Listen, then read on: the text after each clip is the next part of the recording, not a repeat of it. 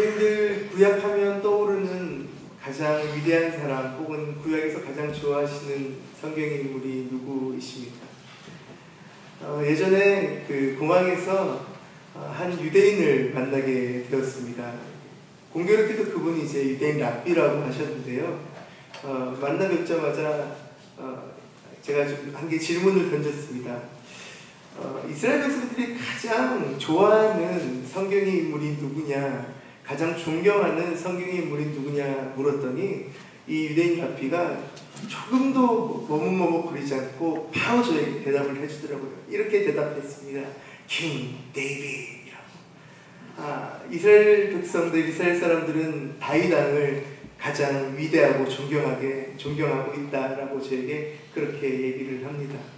오늘 우리가 읽었던 성경의 말씀은 다윗 왕이 맨 처음 성경에 등장해서 사무엘 선지자에게 기름 부음을 받는 우리가 가장 많이 알고 있는 성경 속에서 누구나 한 번씩은 들어본 것 같은 그 말씀입니다. 그런데 이 다윗 왕의 그 시작은 사울 왕이라고 하는 사람의 몰락으로부터 시작을 합니다. 참 안타까운 것은 하나님의 뜻, 우리가 하나님의 방법, 하나님께서 이 세상 가운데 행하고 계시는 그 일을 우리가 깨닫고 알고자 그리고 그것을 배울 때에 종종 우리는 우리 인생의 어떠한 몰락을 통해 혹은 우리 안에 어떤 실패를 통해 그런 것들을 배우게 되어집니다. 오늘의 말씀은 사울의 몰락으로 시작되고 있습니다. 사울의 왕권의 몰락의 배경이 된 첫 번째 사건은 길갈 제단 앞에서 보인 이 사울 왕의 망령된 행동 때문이었습니다. 블레셋 전쟁을 위해서 소집된 백성들이 선지자 사무엘이 오지 않음을 통해서 진에서 계속 이탈하기 시작했습니다. 결국 사울이 사무엘을 기다리지 않고 하나님 앞에 화목제물을 드리며 제사를 드려버립니다. 이 제사는 블레셋과 전쟁을 여호와 하나님께서 친히 인도하신다라는 것을 선포하는 제사였습니다. 이것은 하나님이 처음과 끝이 되시며 하나님께서 이 전쟁을 다스리신다는 것을 백성들과 온 세상 가운데 선포하는 제사였던 것입니다. 그 전쟁이 시작과 끝, 그 나아가고 물러서는 것은 하나님께 달려있는 것인데 인간이었던 사울 왕이 자신이 원하는 방법과 그 명령과 판단에 따라서 전쟁을 시작하고 그만둘 수 있는 하늘의 권세, 하나님의 권세를 넘보았던 것입니다.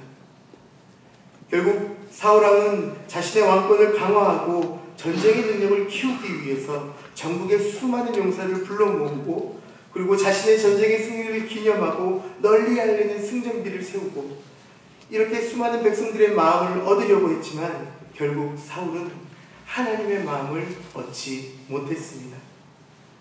오늘 말씀 가운데 스스로를 돌아보며 생각해보고 싶은 첫 번째는 하나님과 우리의 성공에 대한 관점의 차이입니다.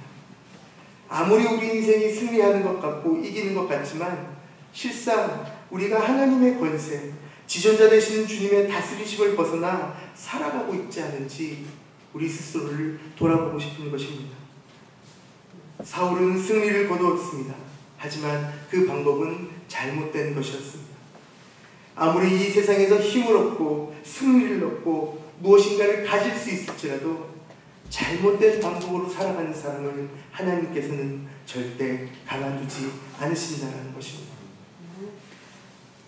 사울의 왕권은 이미 영적으로 급격하게 약화되고 있습니다. 이때 하나님께서는 사울의 몰락을 사무엘 선지자에게 통보하십니다.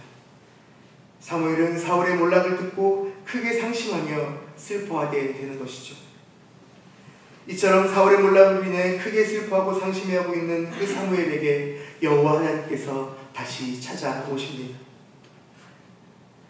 슬픔을 거두고 새로운 왕, 하나님의 마음에 합한 그 사람을 찾아 다시 한번 떠나라고 사무엘에게 말씀하시는 것이죠. 우리 인생에 하나님 앞에 실수할 수 있습니다. 우리가 하나님 앞에 잘못할 수 있는 것입니다. 그런데 그때 우리가 어떻게 하느냐가 중요한 것이겠죠. 오늘 하나님께서는 우리에게 다시 한번 말씀하고 계시는 것입니다. 하나님의 마음에 합한 사람으로 새롭게 다시 떠나라 말씀하시는 것이죠. 이제 하나님께서는 뿔에 기름을 채우고 가지고 가라 말씀하십니다. 내가 너를 베들레헴 사람 이새에게로 보내리니 이는 내가 그 아들 중에 한 왕을 보았습니다. 이제 유대의 고을 베들레헴은 왕의 탄생지로 나타나게 됩니다. 시골 베들레헴에 묻혀있는 한 소년을 찾아 늙었지만 위험에 찬 하나님의 예언자가 여행을 떠나게 되는 것입니다. 하나님은 하나님 나라의 의를 구하는 인물을 찾으실 때에 그곳이 아무리 외지고 아무리 한적한 시골일지라도 하나님께서는 그곳을 주목하신다라는 것입니다. 그리고 하나님은 그 검증된 예언자 사무엘을 통해 하나님의 마음에 합한 하나님의 사람을 그 작은 고을에서 찾으십니다. 하나님은 왕 후보를 찾아오는 것이 아니라 단지 여호와 하나님께 제사를 드리러 온 것처럼 사무엘에게 그 가는 길을 사울 왕에게 숨기라고 지혜를 알려주시는 것입니다. 그리고 3절에 보면 하나님께서 지명하시는 자에게 하나님의 기름을 부으라고 명령하시는 것이죠. 여호와 하나님의 말씀대로 사무엘은 베들레헴에 이르게 됩니다. 그리고 베들레헴에 이르자 그 성읍에 있는 장로들이 나와 이 사무엘을 영접하면서 사무엘에게 왜 이곳에 오셨는지 묻게 됩니다. 이렇게 묻죠. 평강을 위해 오셨습니까? 사무엘은 평강을 위함이라 말하고 이들을 안심시킵니다. 그리고 사무엘 자신은 제사를 드리러 왔으니 장로 여러분들도 스스로 성결하게 하고 제사에 함께하자고 초대합니다. 그리고 5절에 보면 아울러 이새와 그의 아들들도 성결하게 하고 제사에 오도록 초청합니다.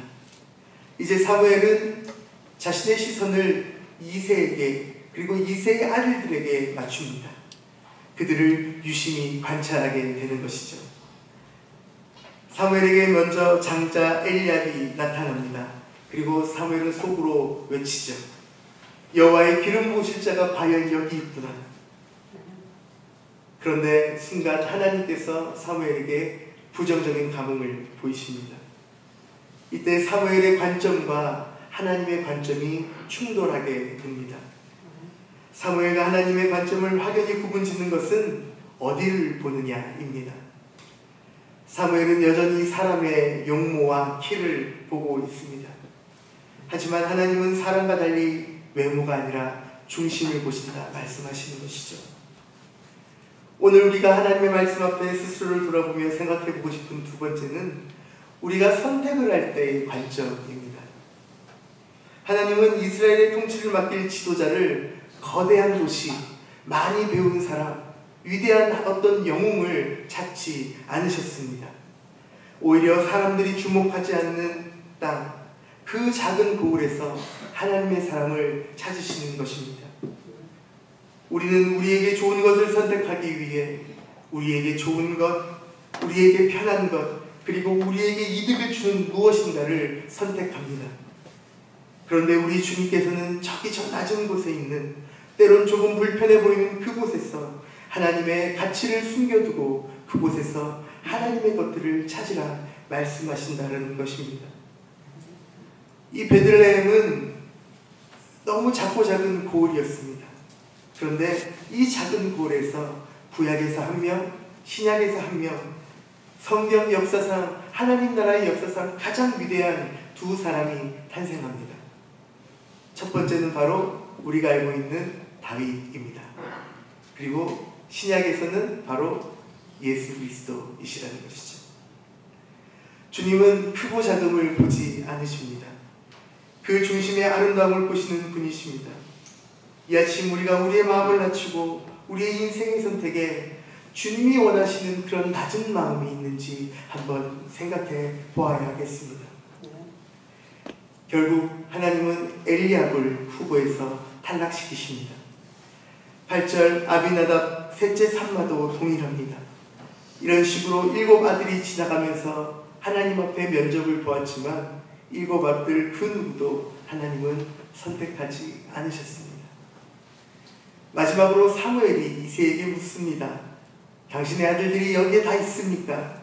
그런데 이새는 말합니다. 막내가 남았는데 그는 양을 지킵니다. 사무엘은 그를 데려오라 하고 의미심장한 사족을 합니다. 그가 오기까지 우리가 식사 자리에 앉지 않겠다고 하였습니다. 마치 그 아들이 식사의 주인공이라도 된 것처럼 성경 역사상 최초로 하나님의 선지자가 단식 투쟁을 벌이는 것이죠. 그 사람이 오지 않으면 나도 먹지 않겠습니다. 마지막으로 불러온 이새의 막내 아들은 그 얼굴빛이 붉고 눈이 빼어났다, 그 얼굴이 아름다웠다라고 했던 소년이었습니다. 하나님은 이 다윗이라고 하는 그 막내 아들을 보자마자 즉시 사무엘에게 말씀하십니다. 이 소년이 장차 왕이 될 아이니 일어나 그에게 기름을 부으라. 하나님은 외모를 보지 않고 중심을 보신다고 하셨는데, 참으로 신비롭게도 다윗은 눈이 빼어나고 그 용모가 아름답다라고 합니다. 이것은 그냥 다윗의 그 용모를 그냥 해석한 그런 글이 아닙니다.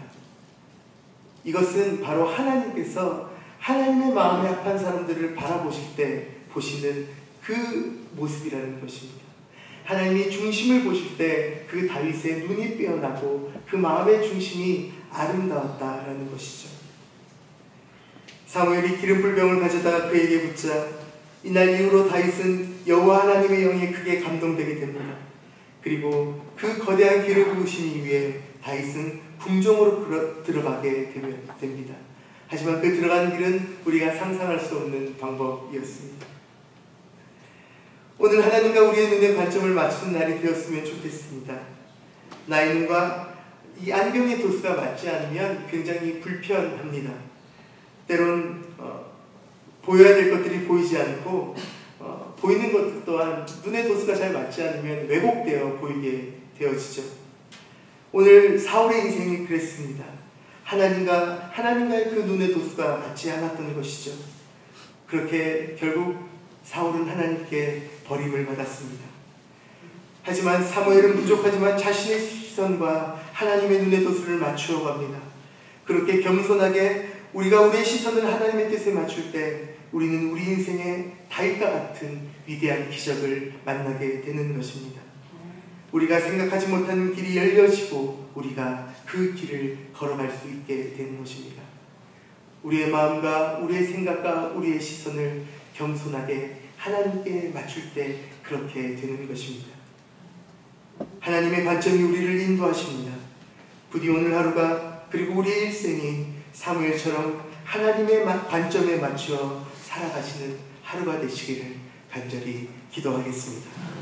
함께 기도하시겠습니다. 말씀을 다시 한번 생각하시며 묵상하며 기도해 주십시오. 개인의 문제와 가정과 또 직장을 위해 교회와 흩어진 모든 이들을 비록 자신의 터가 무너진 것 같은 삶일지라도 하나님의 관점에 우리 인생을 맞추어 살아갈 수 있도록 우리가 서로를 위해 기도하며 나가십시다. 함께 기도하며 나가시겠습니다. 우리의 삶을 다스리시는 여호와 하나님, 이 새벽에 주님의 말씀을 들려주시니 감사드립니다. 주님, 우리로 하나님 앞에 겸손하게 살아가도록 인도하여 주시옵소서. 나의 뜻과 나의 방법대로 살아가는 것 아니라 하나님의 뜻과 하나님의 방법에 따라 주님이 원하시는 곳으로 가는 우리가 되게 하여 주시옵소서. 우리의 눈으로 우리가 좋은 것을 선택하기보다 중심을 보시는 하나님 앞에 겸손하게 사랑하며 살아갈 수 있도록 우리의 삶을 인도하여 주시옵소서. 이 새벽 주님을 찬양한 223, 224, 225 구역원들을 주님 기름 부어주시고 세상 속에 하나님이 끄시는 겸손한 왕으로 살아가게 인도하여 주시옵소서. 주님 또한 이곳에 모인 모든 자들이 하나님과 시선을 맞추며 이 시대에 다윗처럼 항상 정의를 행하고 이웃을 사랑하는 거룩한 하나님의 백성으로 왕같은 제사장으로 살아가게 하옵소서. 우리를 인도하시는 예수 그리스도의 이름으로 기도드립니다.